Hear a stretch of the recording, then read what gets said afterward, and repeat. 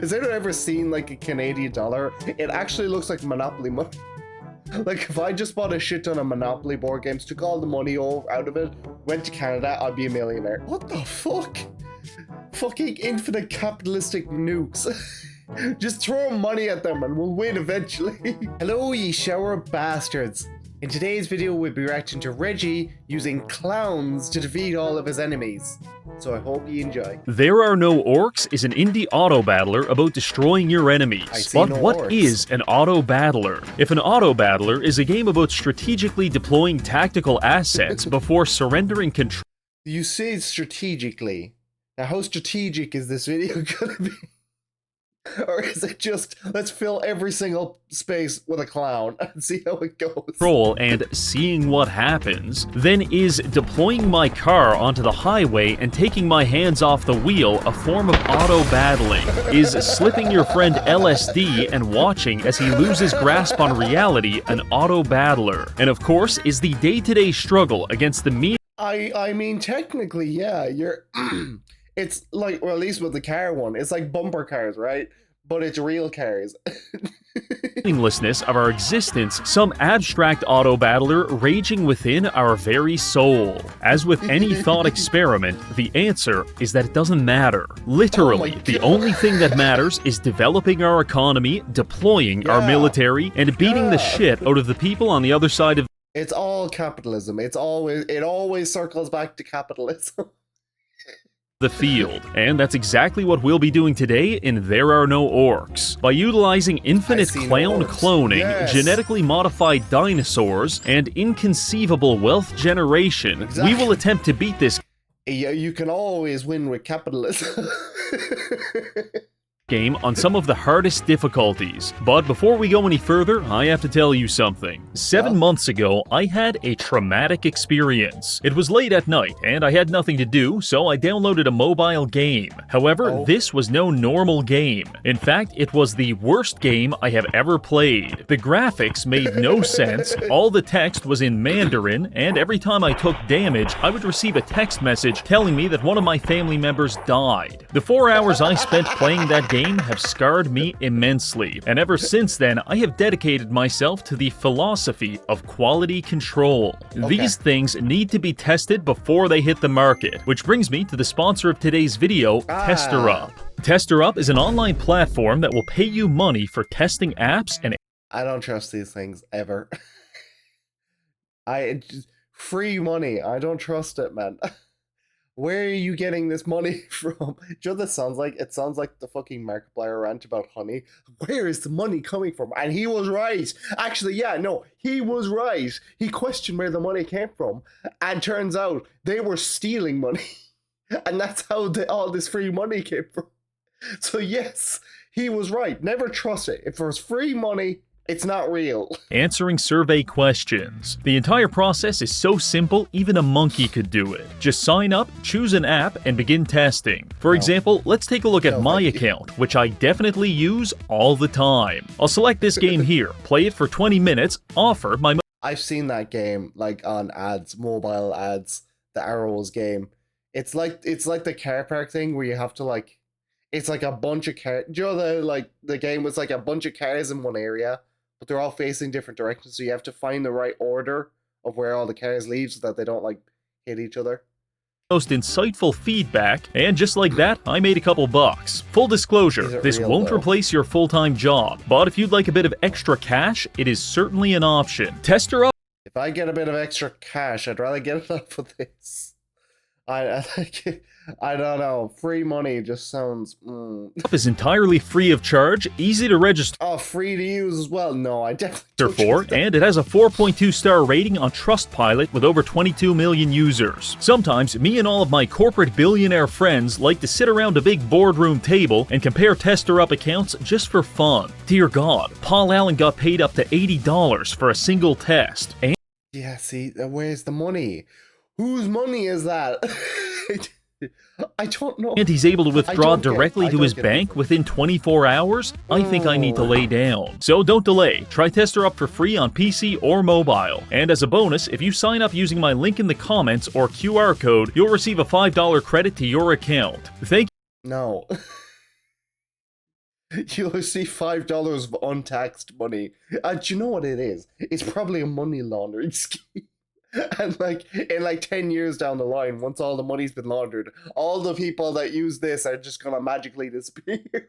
You tester up. Now back to the video. The first thing you're going to realize upon launching this game is that it is very Chinese. So I recommend swapping to English, at which point we can begin. Our objective is quite simple. Destroy the enemy base and kill everyone inside. In order to do this, we'll first need to decide what commander to use, which necessarily requires us to grapple with several intense moral dilemmas. For example, is it ethically acceptable to incinerate thousands of people with a nuclear bomb if I'm wearing a cool Hawaiian shirt? Is it okay to hyperinflate the global currency and then use a giant dog to eat anyone who disagrees with you? And of course, can I have sex with a dragon? Based on your answer to these questions, you'll have a clear sense of which commander to use. Now, we will be playing on increasingly high difficulties, which means we have to be very deliberate with our choices and save our strongest strategies for last. So we're going to start with Alistar. This is a dwarf commander who specializes in dinosaurs and genetic manipulation. Unfortunately, we will be playing with a difficulty modifier that causes meteors to plummet from the sky. Which has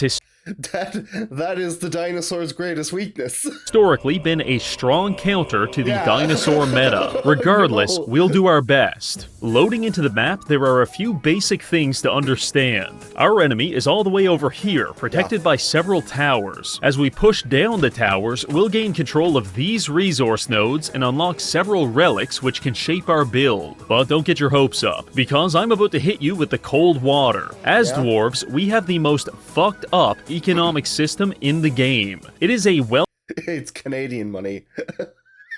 Has anyone ever seen like a Canadian dollar? It actually looks like Monopoly money.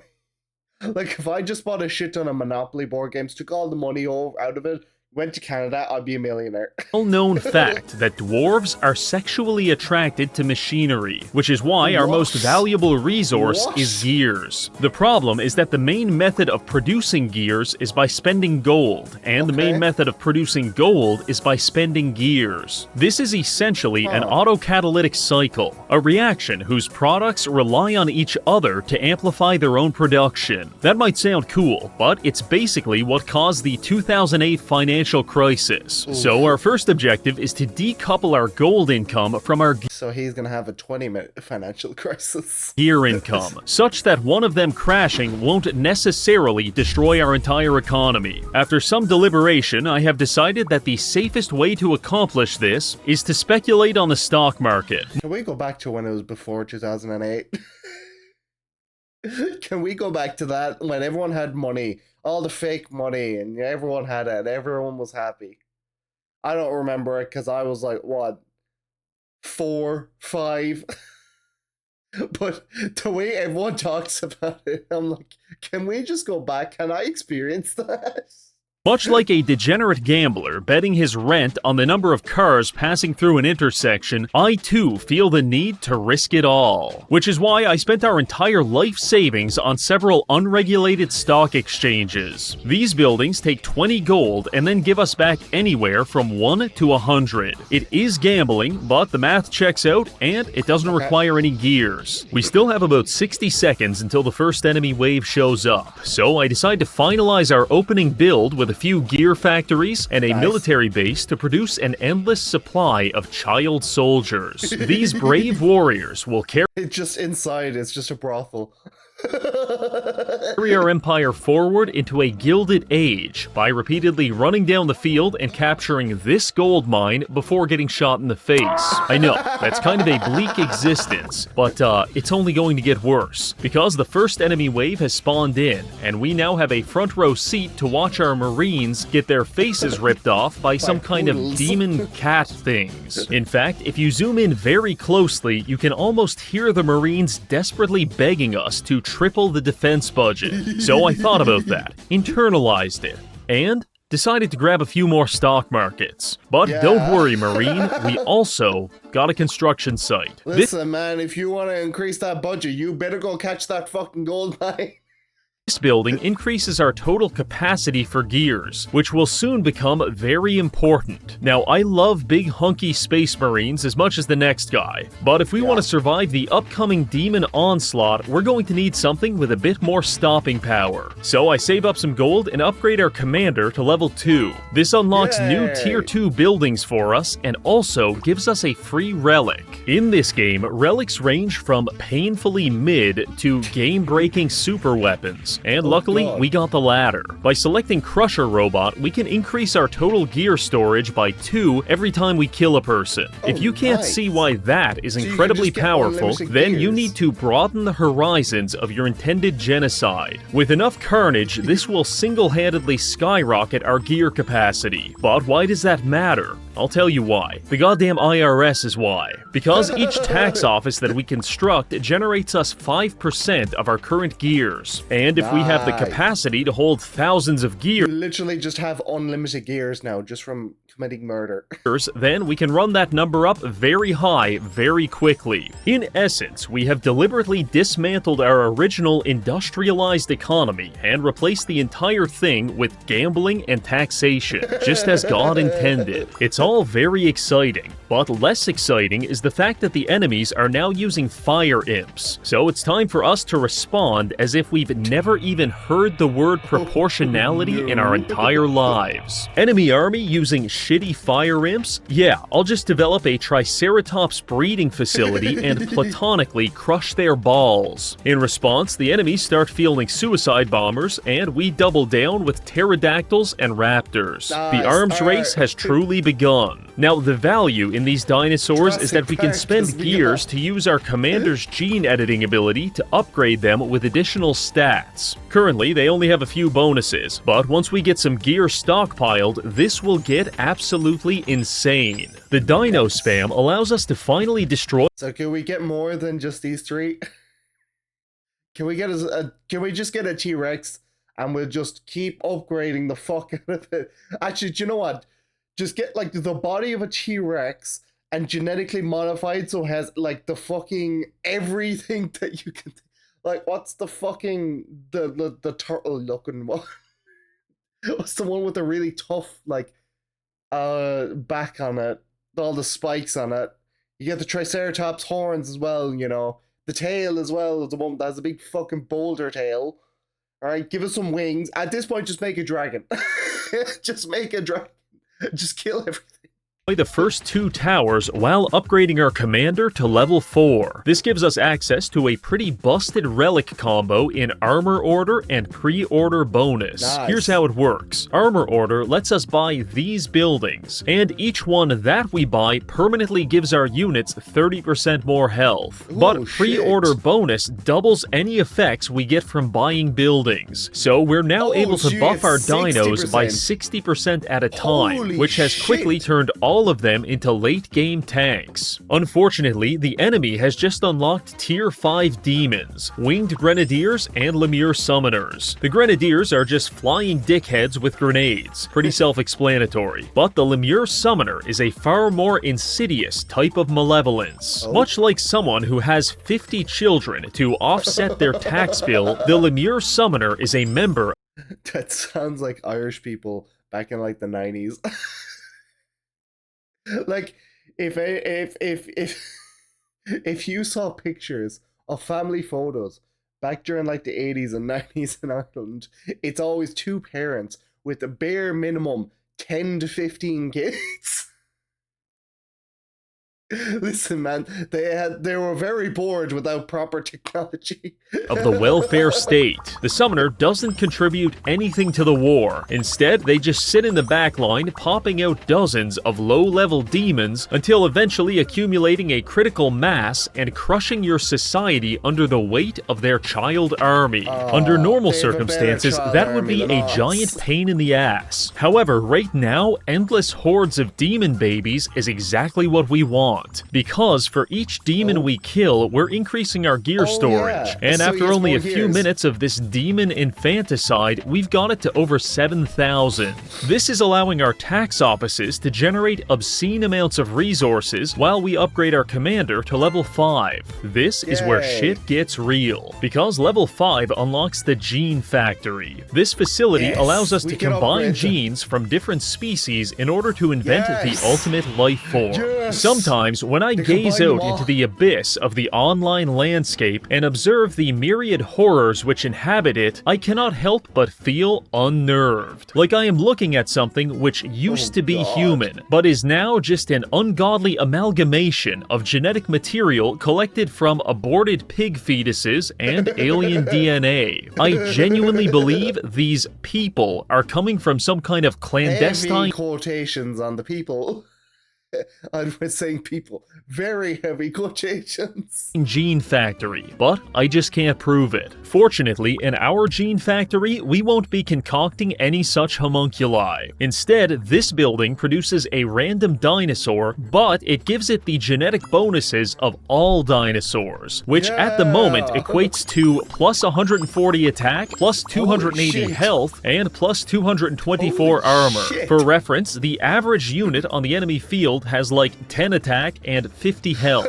Safe to say, we're pulling ahead. But we can't stop now, because we've got 16,000 gears and it only costs 200 to edit genes. In theory, that means we can edit my 80 more God. genes, but in reality, we can actually go infinitely, because our Wait, tax what? offices are generating gears faster than we can spend them. So, like the visionary So scientist you literally just get rid of the normal dinosaur productions. We have infinite dinosaurs. I am, I spam gene editing like 300 times in a row without even considering the consequences. As it turns out, the consequences were that our dinos got absolutely fucking ripped and started pushing in the enemy base. In fact, I had to Fucking liquidate go. 90% of our military buildings to prevent us from winning too quickly. Our evolution Oh my must God. continue. Before long, we're at 820 attack, 1400 health, and over 350 armor. The Holy dinos have shit. become so retardedly powerful that they're now tanking direct hits from meteors like it's nothing. Huh? And even with only one military That's all they had to do, man. Why didn't you just mutate, guys? That's all they had to do and they would have survived. building, we are easily defeating the entire enemy army. There's no stopping it any longer. Our dinosaurs push through the waves to reach the enemy keep and begin effortlessly demolishing it. Typically, it Holy takes like shit. 30 seconds to kill one of these. We got it done in 5. And with that, we have achieved Oh total my Jurassic supremacy, God. and the first stage of the challenge is complete. Now we can Now we need to remember to contain these dinosaurs before they run wild. move on to the next stage. By increasing the difficulty 21 times, all Okay. enemy minions now have plus 69% health. So if we want to win, we're going to need a fairly broken commander, which brings us to Gustav. In the Ooh. card game community, having the nuts refers to having a hand which is so powerful that you basically can't lose.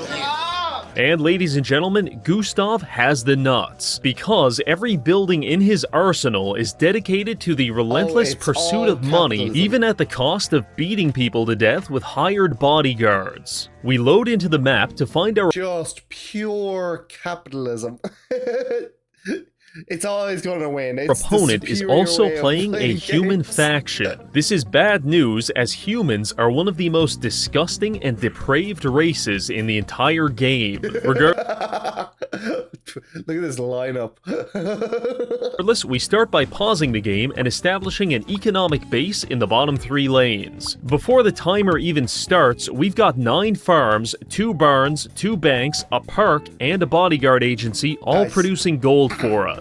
That might sound very promising. However, I'm going to let you in on a little secret. I tried this level about 20 minutes ago, and we got absolutely humiliated by Monk Griffin catapult spam. It was a truly completely down and dirty, filthy experience. Okay. And regardless of how hard I scrub, I don't think I'll ever feel clean again, which is why I'm determined not to fall for the same trick this time. So I invest heavily in ranged units and pick up a relic to buff their attack. Oh, Before nice. long, we've got an endless stream of archers perforating the locals in order to assert our mineral rights over this mine, which makes for a very peaceful backdrop to casually power level our commander. By the time we hit level 3, we pick up a camping tent, which heals our units when they're near a captured settlement, and we've also unlocked 2 of our most important buildings. First is the treasure vault. It's expensive as hell, but every few seconds it produces 1% of our total gold. Right now, that's not a lot because we're dirt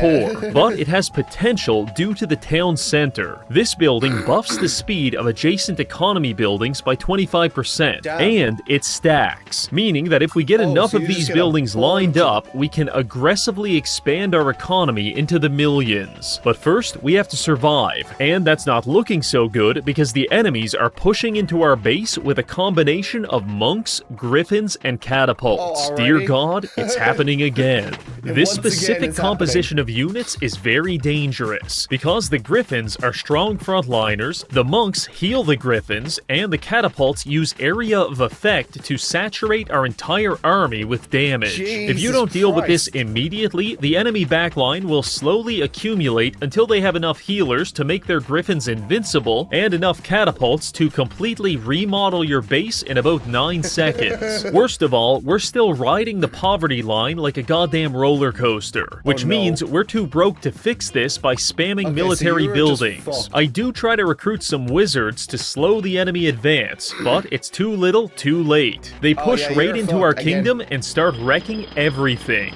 Fortunately, we get exactly 1 second chance at this, because whenever your first building is destroyed, it unleashes a man-eating suitcase to protect you for about 2 minutes. So our luggage sprang into action and massacred 300 people in about Holy 9 shit. seconds. I took this opportunity Okay, to ponder second on our chance. current situation, and after a Hey, bro, what the fuck? Why is a suitcase the most powerful thing in the game? You have wizards and griffins and clowns, but no, the suitcase. brief analysis, I have decided that the easiest way to counter the enemy build is to just copy it ourselves. Yeah. So I build a few griffin nests, monasteries, and siege factories, along with picking up these sunglasses to deal 400% more damage to flying units. Oh, nice. All of that together finally put us at a kind of stalemate between our trading post Listen, man, if you can't beat them, just join them.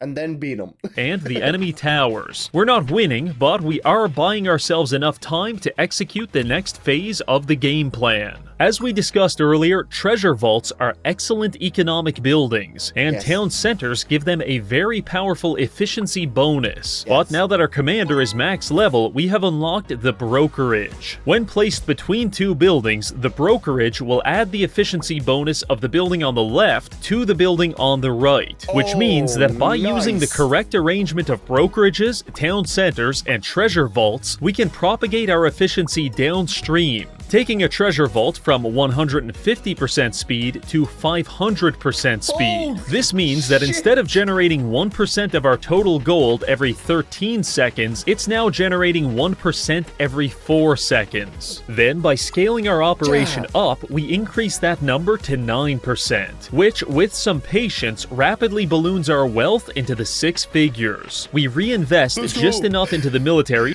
We can finally do it. to keep the enemies at bay, while letting the rest accumulate interest. I begin adding a second layer of town centers to ramp this up even further, and before Yes. long, we're in the millions. 90 Yes. seconds after that, and we're at 10 million. With this money, Yes. we could almost It's always capitalism. Capitalism always wins. certainly brute force a military win, but there's a far more cathartic way for us to end this. Each vault is generating around 100,000 gold for us, and while the enemies are pushing with a sizable army, our camping tent is keeping them from breaking through. Our wealth is now exploding as we rocket into the hundreds of millions and finally approach my Holy personal shit. dream of becoming a billionaire, only for the game to violate us at the last possible second. It hardly hard capped our gold at 999,999,999, exactly 1 gold away from becoming a billionaire. Abel was murdered by his brother out of jealousy. Prometheus was bound into eternal torture for helping humanity. And Vito Spatafore was made gay by his heart medication. It's complicated. I was working things out. All of these are classic and relatable tragedies, but being denied our capitalistic absolution by exactly $1 is truly in a league of its own. This is the kind of profound oppression that the common man could never understand. Begrudgingly, I accept that maybe 10 million gold per second is a livable wage, and we begin pushing back against the enemies, destroying 2 of their towers, which allows us to unlock the final piece of this puzzle, Big Pot Stew. This relic doubles the town center bonus from 25% to 50%, which in turn doubles our entire economy. It's time to go. I suppose 20 million a second is good enough. I might be able to survive off of that. Sell all of our military buildings and add another row of economy. According to my calculations, we're now generating about 280 million gold every 4 seconds. Now you may be thinking, Reggie, that's cool and all, but your entire military has been dissolved and your last soldiers are currently dying. What now? And the answer is quite simple. We're going to erect a giant gold statue of ourselves and use it to crush our enemies under the weight of millions of gold pieces. This building is the Financial Nova. It's a real piece of shit, and you basically can't use it unless you're a billionaire, because every 20 seconds it consumes 50% of your entire gold stockpile to create a map-wide nuke. The nuke does 1 damage for every 200 gold contributed, and since it's consuming 500 million gold, the first shockwave rings out across the field, eventually reaching the enemy army and obliterating them with 2.5 million damage each. Before the Nova even exits the screen, our treasure vaults have already regenerated our wealth, and we're back at 1 billion, meaning that we now have complete and indefinite control over all life on the planet. What the fuck? Fucking infinite capitalistic nukes. Just throw money at them and we'll win eventually. Unfortunately, the Nova doesn't hit enemy structures, so we build a single cannon factory and a few monasteries. With this, we slowly begin tearing down the enemy base while spawn camping their army relentlessly. Eventually, they've had enough and their keep is destroyed. Just another soul harvested for corporate America. Now, you may be thinking, Reggie, you've just resurrected the dinosaurs and broken the world economy. How do you intend on topping that? Bold of you to assume I'm a top at all, but the answer is quite simple. Welcome to the Clown Show. Moving on to this final run, we'll be increasing the difficulty to 46, which buffs the enemy's health by about 140%. For this challenge, we're going to be using our most filthy strategy yet, and it's all based around this commander right here. Clown is a demonic jester that focuses on cloning buildings and units. Additionally, we will have to adhere to the demon faction's mechanics, which are similar to that of a live streaming website, because it all starts with a human soul. First, we have to capture the soul. For this purpose, I recommend slave pens, slaughterhouses, or even spiky cages. Once we've got the souls, we're going to sacrifice them at such lovely locations as Sulphur Pit and Skull Fortress. This sends them straight to hell, and in return, we'll get some lovely demons. Whenever we're not sending people straight into the fiery chasm of hell, we may also decide to just burn them alive at these furnaces in exchange for gold. If you can get behind all of that conceptually, then you have a promising future streaming on Twitch. In accordance with all of that, I set us up with a simple starter build, and before long, we've got our first batch of lemures sacrificing themselves for gold mine supremacy. Our enemies attempt to stop us using goblin mechanics, but these might be the only unit more pathetic than lemures, so it's no problem. This gave us an opportunity to hit. Listen, man, a baby versus a poodle, which one wins? Level 2 and purchase some Vaults of Greed. This will be our primary source of gold. Each vault can be filled with up to 1,000 souls, and the more souls inside, the more money we get. However, upon hitting level 3, we gain access to the Soul Urn Relic, which increases the Vault of Greed's limit by 1,000. This is the core mechanic which we intend to abuse with the clown. Whether it's a bug or intended game design, I do not know, but our commander ability allows us to duplicate a building, and when you duplicate a thing, the game seems to reapply all bonuses to that thing. So if we duplicate a Vault of Greed with a 2,000 soul limit, instead of getting a direct copy of it, we actually get a Vault of Greed with a 3,000 soul limit. Over several generations of cloning, this allows us to stack buffs and concentrate our entire economy into a single building, which is very powerful because it frees up plenty of real estate for this next part. Ladies and gentlemen, the circus is coming to town.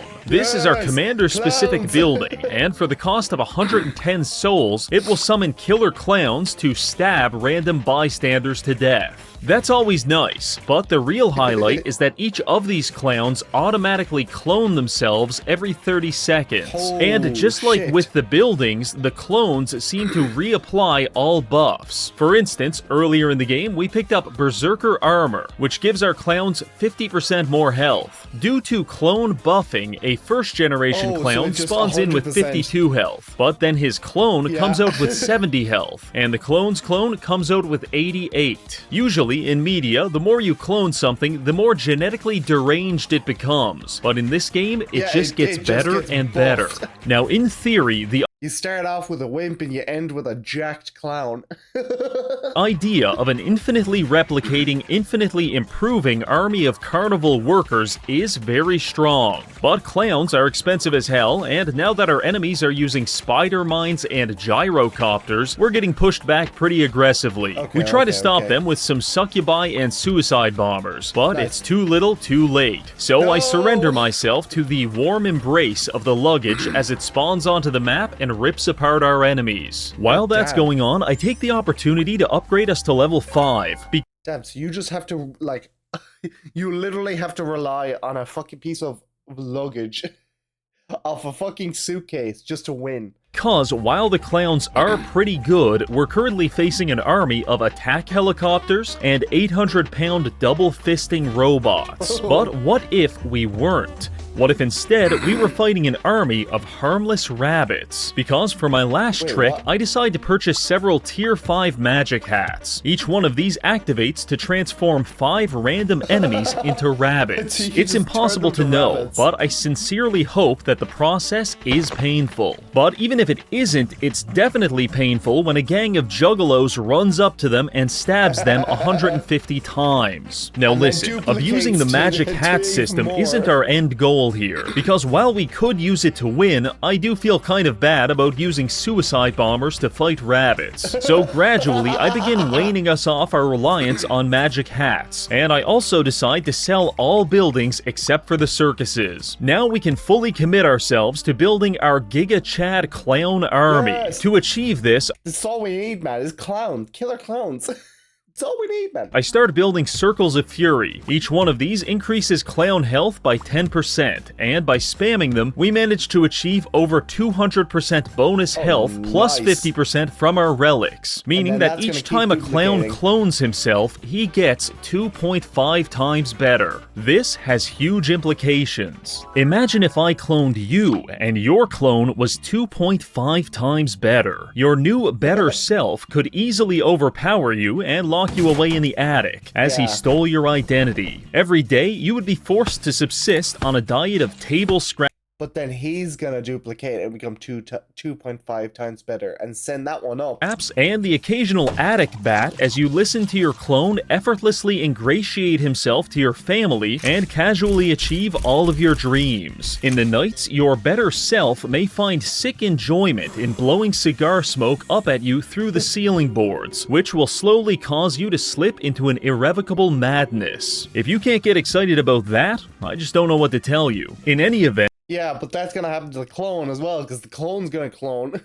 And the buffs are quickly piling up as our swarm of clowns intensifies, eventually destroying the final enemy tower and pushing on their core. The sheer quantity of knife crime on display is enough to bring a tear of joy to my eye. The enemies respond by using machine gun helicopters to spray randomly into the crowd, but for each clown they gun down, 2 take his place, and before long their base goes up in flames. A smile spreads across my face as I realize I just spent 40 minutes stabbing people to death, and all I got was this fucking toque. God damn it. Well, there you have it. We have conquered this game on multiple levels, from creating the ultimate life form to generating infinite wealth, and finally using an army of hepatitis patients to rid the world of the dwarf menace. Truly, this is a good day. I want to thank this month's patrons for supporting the channel, and finally, thank you for watching. The dinosaurs get out? Listen, man, he's only destroyed the entire planet with dinosaurs, capitalism, and killer clowns. What could go wrong?